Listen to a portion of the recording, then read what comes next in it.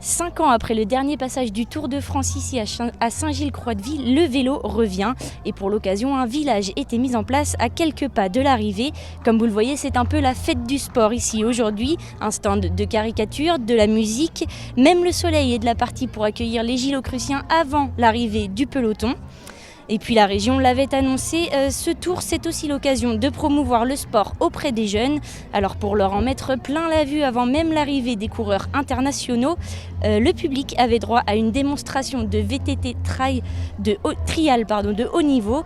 De quoi impressionner quelques amateurs présents sur place. Écoutez vous-même ces quelques élèves de Saint-Gilles devant la démonstration. Je trouve que les figures qu'il fait, c'est vraiment impressionnant. Surtout quand il monte sur les palettes. Ouais, avec les roues arrière et tout ça, ça demande énormément de travail. Il n'a pas peur de tomber, déjà, et moi je serais pas capable de faire ça à son âge. Ça te donne aussi des techniques si tu veux essayer de reproduire. Puis tout à l'heure, mon petit-fils m'a téléphoné qu'il faisait de l'animation de trial, donc je suis venue pour le voir.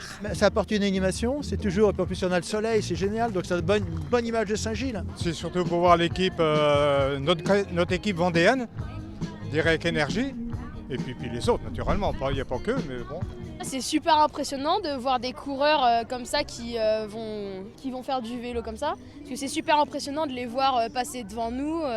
On ne s'imagine pas qu'ils roulent à une telle vitesse, c'est super impressionnant. On habite à Saint-Gilles et du coup on trouve que c'est super d'organiser ce genre de choses ici. Voilà, mais il faut le dire, la véritable attraction ici, c'est bien l'arrivée de cette première étape. Les coureurs devaient s'élancer de Saint-Nazaire ce midi, mais le départ a été quelque peu modifié. Ils ont finalement débuté le parcours depuis Saint-Père-en-Retz. En revanche, c'est bien ici, à Saint-Gilles-Croix-de-Vie, que les coureurs sont arrivés après 162 km parcourus, dont une bonne partie sur le littoral atlantique. Prochaine étape ce mercredi au départ de Clisson.